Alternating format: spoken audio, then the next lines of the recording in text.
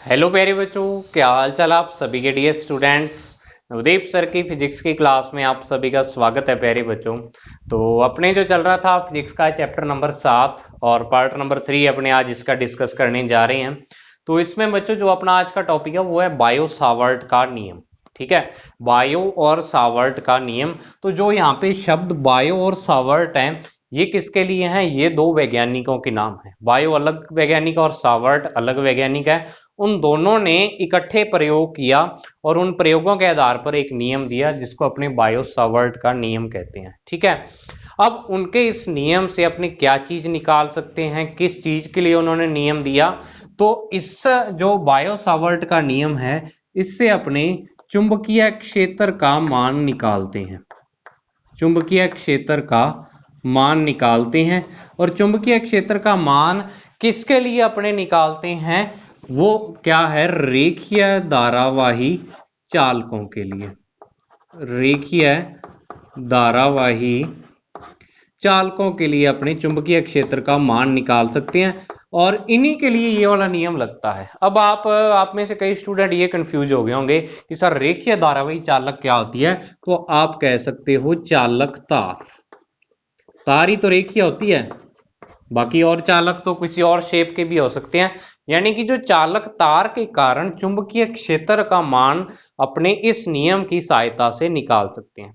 इसके लिए बायो और सावर्ट ने कई प्रयोग किए अपने, और उन प्रयोगों के आधार पर परिणाम उसने कई निकाले और एक नियम बनाया।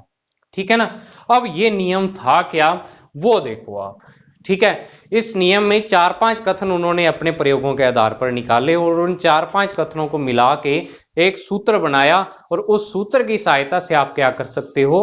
किसी रेखीय धारावाही चालक या चालक तार के कारण किसी बिंदु पर चुंबकीय क्षेत्र का मान निकाल सकते हो। ठीक है, चुंबकीय क्षेत्र यानी अगर किसी के नहीं याद तो बी, जो अपने कल पढ़ा था, इस बी का मान निकाल सकते हैं। ठीक है, अब उनका नियम था क्या, क्या कुछ उन्होंने किया, तो वो देखो। उनके नियम के अकॉर्डिंग आप कोई भी एक तार ले ली, जैसे मान लो ये तार है, अनियमित आकार की है, ऐसे नहीं भी सीधी होनी चाहिए, अनियमित आकार की, और इस तार में इस दिशा में धारा प्रवाहित हो रही है आई धारा प्रवाहित हो रही है। और इस तार की जो लंबाई है, तार की अपनी लंबाई मान लेते हैं कि स्मॉल एल इस तार की क्या है? लंबाई है बच्चों। ठीक है ना, स्मॉल एल लंबाई है।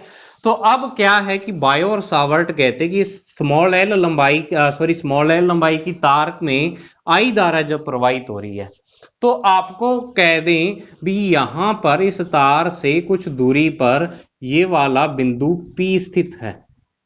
ठीक है, तो इस P बिंदु पर आप क्या करो? चुंबकीय क्षेत्र का मान निकालो। भी इस P बिंदु पर आपको क्या करना है?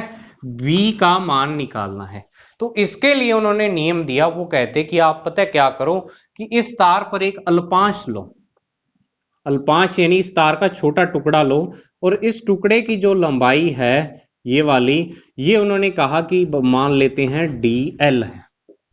ठीक है, dl है, और dl वेक्टर भी उन्होंने इसको कहा कि जो इसका स्थिति सदिश होगा या तार की इतनी दूरी होगी, अगर उसको वेक्टर रूप में अपने लिखें तो वो क्या है? dl वेक्टर हो जाएगा। ठीक है, तो ये चीज होगी, या इसको dl तो परिमाण और dl वेक्टर इसका क्या हो जाएगा? सदिश रूप हो जाएगा। dl अल्पांश ले लिया, इस dl अल्पांश की जो इससे दूरी है ये P बिंदु से, ये r है, और अगर इसका स्थिति सदिश मैं कहूं तो वो आप r वेक्टर बोल सकते हो। अब मैं वेक्टर क्यों लगा रहा हूं, एक चीज मैं आपको बताना भूल गया था कल। वो चीज सुन लो कि b का आपने फॉर्मूला ये निकाला था f अपॉन में क्यू वी साइन थीटा। तो आप देखो f वेक्टर क्वांटिटी है, वेक्टर यानी कि क्या है? सदिश राशि है, v भी सदिश राशि है। तो इसके जब राइट हैंड साइड में दो दो सदिश राशियां आ रही हैं और दोनों सदिश राशियां बटे में है ना कि गुणा में है। अगर गुणा में होती फिर अपने को पता करना पड़ता कि कौन सी राशि आपकी क्या है, कि जो अदिश है या सदिश है, कैसा गुणा हो रहा है, अदिश गुणा हो रहा है या सदिश, उस हिसाब से ये परिभाषित होती है। लेकिन अब दोनों बटा में है तो इसका मतलब पक्का ये वाली जो राशि है वो सदिश राशि है। तो तभी यहाँ पे अपने दोनों रूप मान के चल रहे हैं। ठीक है ना, तभी मैंने आपको कहा कि अगर तो वेक्टर रूप में कहोगे तो r वेक्टर होगा इसका मान, अगर सीधा इसका परिमाण लोगे तो वो स्मॉल r हो जाएगा। ठीक है, इसका जब परिमाण लोगे तो b हो जाएगा, और अगर वेक्टर रूप लोगे तो b वेक्टर हो जाएगा। दोनों ही रूपों में आपको फॉर्मूला चलाना है। तो सबसे पहले अपने बिना वेक्टर रूप वाला फॉर्मूला निकाल लेते हैं, फिर वेक्टर रूप वाला अपने उससे निकाल लेंगे भी वेक्टर रूप में इसको कैसे दिखाएंगे। तो बायो सावर्ट ने ये चीज कही कि आप क्या करो, किसी बिंदु P पर आपको r दूरी पर बिंदु है तो उस पर आपको चुंबकीय क्षेत्र का मान निकालना है। तो आप इस dl से r दूरी पर इस P बिंदु पर मान लो कि चुंबकीय क्षेत्र कितना है, dB है। कितना है, dB है। ठीक है, तो ये जो dB है, और आप ये मानो कि जो तार में धारा प्रवाहित हो रही है उस दिशा के साथ ये वाला जो कोण है ये थीटा है। ये सारी चीजें अपनी तरफ से आपको माननी पड़ेंगी। ठीक है, तो अब यहां पर उन्होंने नियम दिया कि सबसे पहले नंबर पर, अब ये उनके नियम का कथन है, ये कहते कि इस छोटे अल्पांश के कारण इस P बिंदु पर जो विद्युत क्षेत्र चुंबकीय क्षेत्र है वो dB है।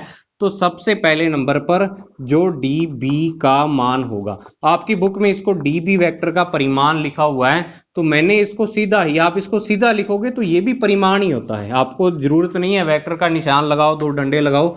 तो उन्होंने कहा कि dB क्या होता है, I के समानुपाती होता है। अब क्यों होता है, वो प्रयोग के द्वारा उन्होंने किया। जैसे आपने गुरुत्वाकर्षण का नियम पढ़ा तो वो न्यूटन के प्रयोग द्वारा वहां पे कथन आए हुए हैं, तो कथन आपको वैसे का वैसा याद रखना पड़ता है।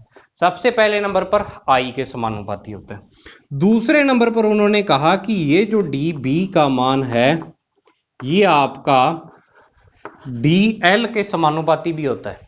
भी अगर आप अल्पांश बढ़ा लोगे तो dB यानी चुंबकीय क्षेत्र का मान ज्यादा होगा।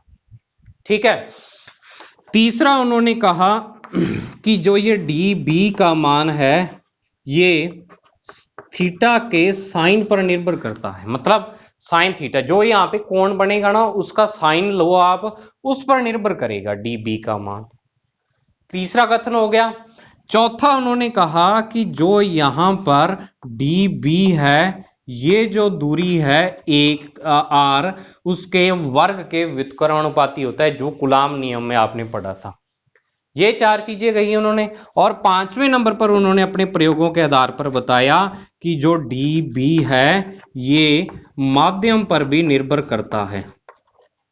किस पर, माध्यम पर भी निर्भर करता है dB का मान।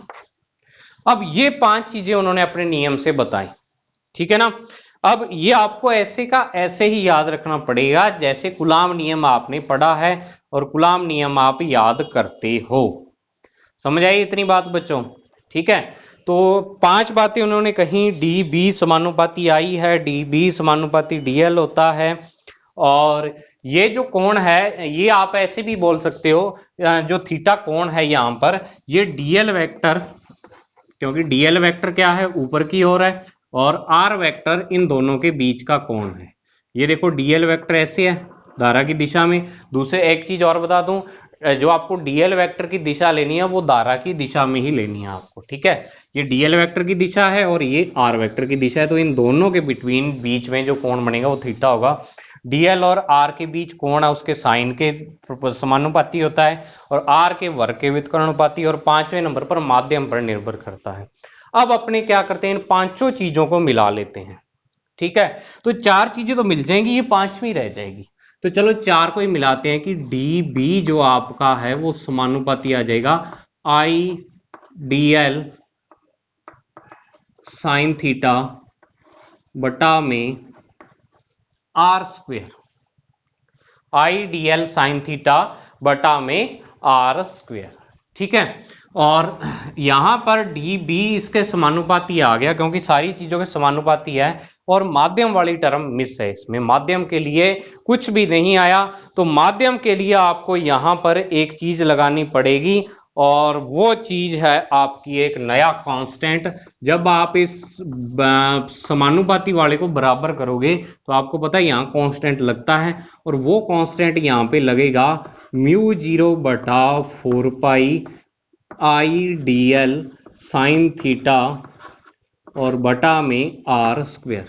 ठीक है, अब यहां पर जो μ0 है ये एक कांस्टेंट है पूरा, और इस कांस्टेंट का मान किस पर निर्भर करता है, माध्यम पर। तो इसमें तो देखो 4 पाई तो है ही, खुद ही कांस्टेंट है। जो म्यू जीरो का मान है वो म्यू जीरो का मान माध्यम पर निर्भर करता है, और म्यू जीरो को अपने बोल देते हैं, जैसे एप्सिलॉन नॉट या एप्सिलॉन जीरो को अपने क्या कहा था, निर्वात की विद्युतशीलता। तो इसको अपने कहेंगे निर्वात की, अब कौन सा क्षेत्र चल रहा है, ये वहां विद्युत था तो यहाँ चुंबकीय क्षेत्र है, तो इसको कहेंगे निर्वात की चुंबकशीलता।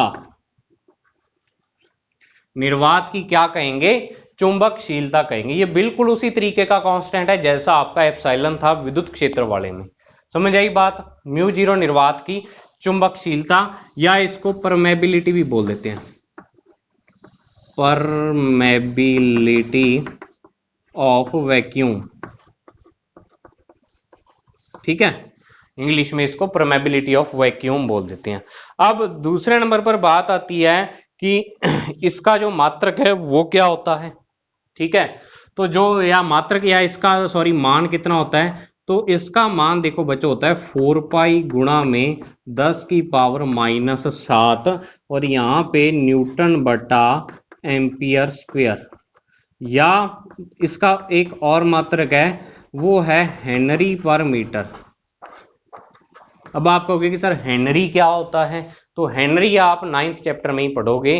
वहां पे क्या है कि विद्युत चुंबकीय प्रेरण वाला चैप्टर, उसमें हेनरी मात्रक आएगा आपका, तो वहां पढ़ लेना क्या चीज होती है, किस कैसे इसका निकालते हैं, या आप न्यूटन बटा एम्पियर स्क्वायर इसका मात्रक याद कर सकते हो। समझ आई इतनी बात। तो अब देखो होगा क्या, देखो बच्चों जब आप न्यूमेरिकल में इसको यूज करोगे 4 पाई इंटू 10 की पावर -7 को यहाँ पे, तो 4 पाई से 4 पाई कैंसिल, तो यानी आपको इस पूरे की जगह पे 10 की पावर -7 रखना होगा बस। ठीक है ना, जैसे वहां 9 गुणा 10 की पावर 9 रखते थे 1/4 पाई एप्सिलॉन नॉट का मान, तो म्यू जीरो का मान तो 4 पाई गुणा 10 की पावर -7 होगा। ये उन्होंने अपने प्रयोग के आधार पर मान दिया। ठीक है, तो म्यू जीरो आ गए यहाँ पे 4 पाई इंटू 10 की पावर -7 न्यूटन पर एम्पियर स्क्वायर, और ये एक कांस्टेंट है। ठीक है, नियतांक है, और इसका मान क्या है, माध्यम पर निर्भर करता है, माध्यम पर निर्भर करता है। और बायो सावर्ट के नियम के लिए अगर मैं माध्यम के लिए लिखूं, माध्यम के लिए जो बायो सावर्ट का नियम है, तो यहां पर देखो आ जाएगा म्यू माध्यम बटा में 4 पाई, और आई डी एल साइन थीटा बटा में आर स्क्वेयर। देखो अब चुंबकीय क्षेत्र आप कहोगे कि सर बायो सावर्ट के नियम से तो डीबी का मान ही आया, तो अब अपने पूरा चुंबकीय क्षेत्र निकालने के लिए इस डीबी का समाकलन कर दिया करेंगे। अभी आगे आपके 3-4 डेरिवेशन इसी पर आधारित, आपको डीबी का मान लिखना होगा, डीबी का मान लिख के फिर आपको क्या करना होगा, इस पूरे का समाकलन करके और बी का मान निकालना होगा। ठीक है, तो बायो सावर्ट के नियम से एक अल्पांश के लिए अपने चुंबकीय क्षेत्र लिख सकते हैं, तो म्यू माध्यम, और यहां पे म्यू माध्यम को अपने क्या बोल देंगे, कि क्या बोलेंगे, माध्यम की चुंबकशीलता, माध्यम की चुंबकशीलता, ये इसको कहेंगे। समझ आई इतनी बात। और दूसरी चीज यहां पे क्या हो जाएगी, म्यू आर। ठीक है, ये हो जाएगी म्यू माध्यम और बटा में म्यू जीरो, और म्यू आर को अपने क्या कहेंगे, रिलेटिव, यानी कि क्या बोल देंगे इसको, आपेक्षिक चुंबकशीलता, चुंबकशीलता। वहां तो इसको परावैद्युतांक कहा था ना, या आपेक्षिक विद्युतशीलता बोला था, और यहां पे क्या हो जाएगी, आपेक्षिक चुंबकशीलता। समझ आई बात, रिलेटिव परमेबिलिटी। तो अब आगे आपके देखो क्या है, देख लेता हूं, और आपके नोट्स में आपेक्षिक चुंबकशीलता। ठीक है, अब नेक्स्ट देखो बच्चों आपके है इसका सदिश रूप।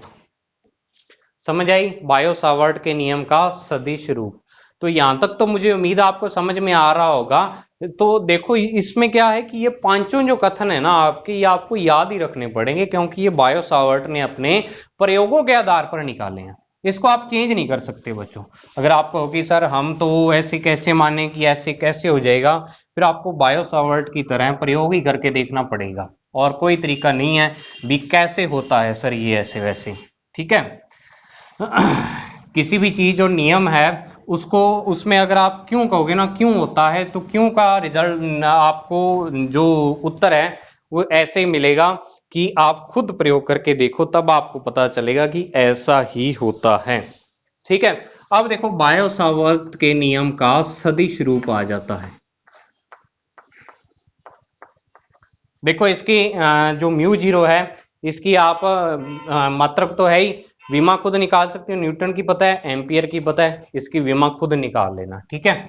सदिश रूप देखो इसका, तो जब अपने सदिश रूप लिखेंगे तो देखो डी बी वेक्टर बराबर, डी बी वेक्टर बराबर ये वाला फॉर्मूला, ये वाला लिख रहा हूं मैं, देखो म्यू जीरो बटा 4 पाई, ठीक है, आई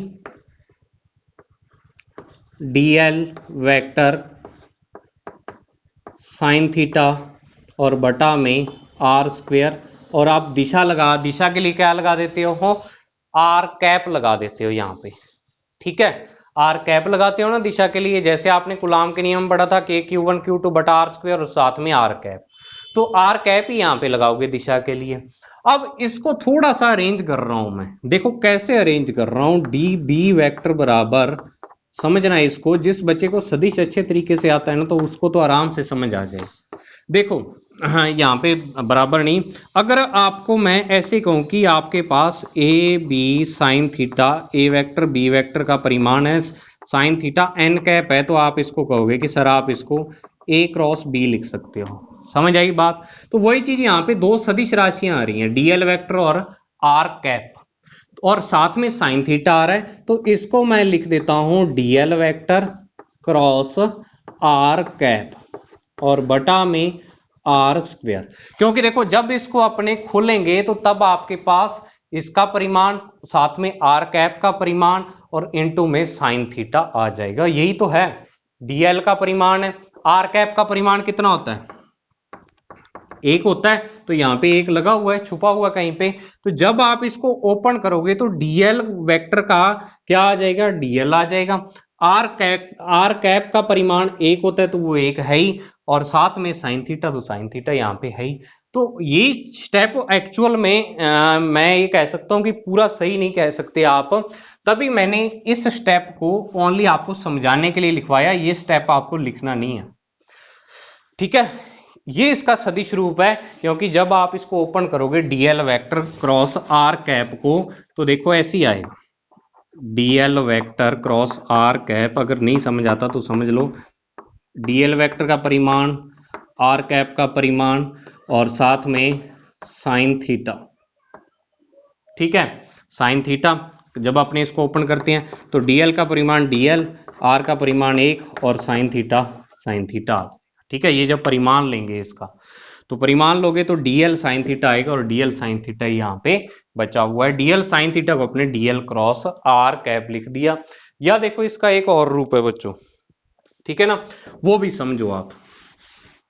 ये सदिश की बातें हैं, जिस बच्चे को सदिश अच्छे तरीके से आता है वो इसको आराम से कर लेगा। और देखो डी बी वेक्टर बराबर, अब आप एक चीज देखो कि जो आर कैप होता है वो क्या होता है, आर वेक्टर और बटा में आर वेक्टर का परिमाण, यही होता है। या आप सदिश को क्या कह सकते हो, आर कैप इनटू में आर वेक्टर का परिमाण।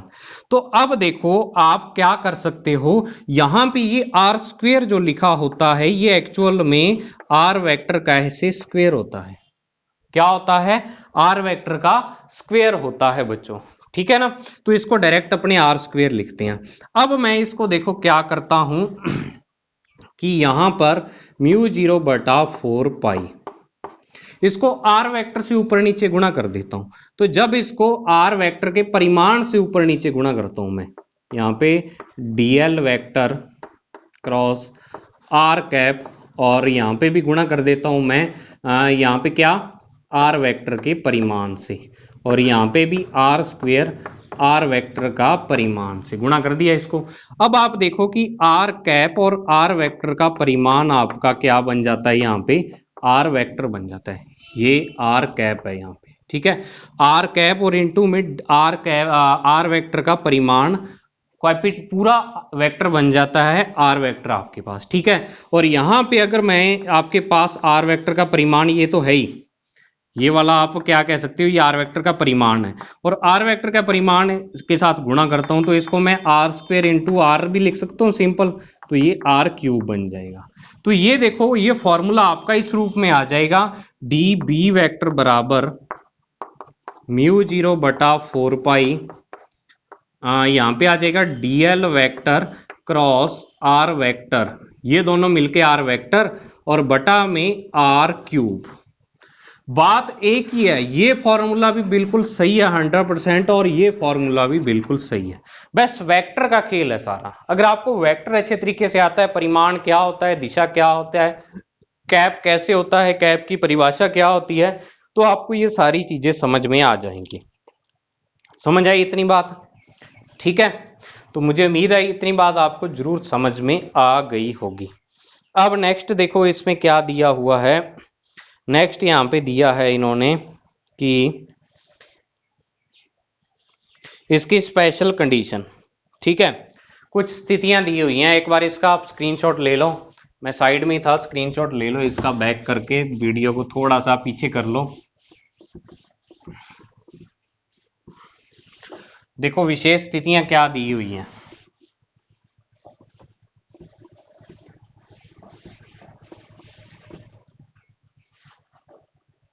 सबसे पहले आपको डी बी का सूत्र लिखो, वही म्यू जीरो बटा 4 pi I D L sine theta बटा में आर स्क्वेयर। ठीक है, सबसे पहले नंबर पर इन्होंने स्थिति दी है विशेष स्थितियां, स्पेशल केसेस। ठीक है, विशेष स्थितियां। सबसे पहले नंबर पर अगर आपका थीटा 90 डिग्री हो या थीटा 0 डिग्री मान लो, ठीक है, थीटा 0 डिग्री हो, तो डी बी का मान आपका क्या हो जाएगा, देखो म्यू जीरो बटा 4 pi I D L sine zero, sine zero का मान 0 होता है, तो डी बी आपका 0 यानी मिनिमम या न्यूनतम हो जाएगा। इसका मतलब पता है क्या है, देखो 0 डिग्री का मतलब है भी, मान लो ये आपके पास एक तार है, ये डीएल वेक्टर है, और जो आपने बिंदु लिया हुआ है, अब डीएल वेक्टर की दिशा भी यही है, और जो आपने बिंदु लिया है ये ऐसे तार के ऊपर ही ले रखा है, या यहां पे मान लो, तो आर वेक्टर की दिशा भी यही है। ठीक है, डीएल और आर वेक्टर दोनों की दिशा सेम है, क्योंकि दोनों का क्रॉस प्रोडक्ट साइन थीटा लाता है और साइन जीरो, यानी इन दोनों की दिशा जब समान होगी तब आपका क्या हो जाएगा, डी बी का मान 0। इससे आप कह सकते हो कि तार पर स्थित धारावाही चालक तार पर स्थित किसी भी बिंदु पर चुंबकीय क्षेत्र का मान 0 होता है। ठीक है, अब देखो दूसरी स्थिति में अगर थीटा 180 डिग्री लेता हूं, 180 डिग्री मतलब डीएल वेक्टर और जो आर वेक्टर है आपका, इनकी दिशा क्या है, विपरीत है एक दूसरे के। ठीक है, तो विपरीत दिशा कब होगी, अगर आपका बिंदु यहां पे होगा मान लो, तो आप देखो आर वेक्टर तो ये बन गया और डीएल वेक्टर की दिशा ये ऊपर वाली है, तो इस स्थिति में भी क्या हो जाएगा, साइन 180 0 होता है, तो डी बी का मान क्या हो जाएगा, 0 हो जाएगा, 0। समझ आई बात? भाई आपकी जो तार है, चाहे तो उसके यहाँ पे बिंदु हो, चाहे यहाँ पे हो, यहाँ पे हो, यहाँ पे हो, तार पर कोई भी बिंदु स्थित हो, उस पर चुंबकीय क्षेत्र का मान 0 होगा। ठीक है, क्योंकि जो आपकी तार है उसके कारण तो चुंबकीय क्षेत्र उत्पन्न हो रहा है, और उसी के ऊपर ही आपने बिंदु लिया है, तो उस बिंदु की कुछ ना कुछ दूरी तो होनी चाहिए, तो तार के ऊपर स्थित बिंदुओं पर क्या होता है, चुंबकीय क्षेत्र का मान 0 होता है। अब तीसरा केस अपने ले सकते हैं, थीटा बराबर 90 डिग्री हो, तो जो आपका डी बी होगा साइन थीटा इस स्थिति में कितना होगा, 1 हो जाएगा, तो डी बी का मान म्यू 0 बटा 4 पाई आई डी एल और अपॉन में आर स्क्वेयर, और ये होगा मैक्सिमा, यानी कि आपकी तार के बिल्कुल लंबवत 90 डिग्री के कोण पर कोई बिंदु स्थित है, तो उस पर क्या होगा, यानी लंबवत पर, जो लंबवत बिंदु है तार के, उस पर चुंबकीय क्षेत्र का मान क्या हो जाएगा, अधिकतम मान हो जाएगा बच्चों। समझ आई इतनी बात? ठीक है। अब और कुछ तो नहीं रह गया इसमें, और कुछ भी नहीं रहा। बस हाँ, मुझे इतना है कि कई बच्चों को वेक्टर में दिक्कत आ सकती है, ठीक है ना। तो इसको एक बार उतार लो, स्क्रीनशॉट ले लिया होगा। देखो बच्चों, आप में से कुछ बच्चों को वेक्टर में दिक्कत आ सकती है, तो वेक्टर में दिक्कत आने के लिए आप 11वीं क्लास वाला थोड़ा सा पढ़ लो। और अगर आप चाहोगे भी सर हमें थोड़ा सा बता दो, तो एक दिन 5-7 मिनट या 10 मिनट की वीडियो बना के और वेक्टर के बारे में थोड़ा सा आपको बता दूंगा। समझ आई बात? ठीक है, तो मुझे जरूर बता देना, क्योंकि ये वाला नियम अगर आपको नहीं समझ आया तो आगे वाले डेरिवेशन भी समझ नहीं आएंगे। 3-4 डेरिवेशन है, वो आपके पल्ले नहीं पड़ेंगे। तो जरूर बताना मुझे कमेंट बॉक्स में, और कितना का आपको समझ आ रहा है बढ़िया तरीके से। पिछली जो वीडियो, 2 वीडियो मैंने डाली है हिंदी मीडियम की, बहुत ही अच्छे कमेंट आए हैं और बहुत ही अच्छा रिस्पॉन्स रहा है। बस इसी तरह अपना रिस्पॉन्स देते रहें, और आपके सर को इससे क्या है, बहुत ही मोटिवेशन मिलता है। तो ये चीज़ जो मैंने आपको कही है कि आप जरूर बताना, और बाकी अगर कोई प्रॉब्लम है तो वो भी आप पूछ सकते हो। मिलते हैं नेक्स्ट वीडियो में, बहुत जल्दी इसके आपको नोट्स मिल जाएंगे, आज या फिर कल 100% श्योर है। ठीक है, आज छठे चैप्टर के मैं नोट्स डाल दूंगा। अब उसके नोट्स हिंदी मीडियम के तैयार हैं, इंग्लिश मीडियम के मैं तैयार कर रहा हूँ। 7वें चैप्टर के फर्स्ट जो पार्ट है उसके नोट्स तैयार हो गए हैं, आपके सेकंड और थर्ड पार्ट के भी पड़े हैं, तो वो तैयार करके आपको मिल जाएंगे। तो मिलते हैं नेक्स्ट वीडियो में, तब तक के लिए thank you. Have a nice day dear students.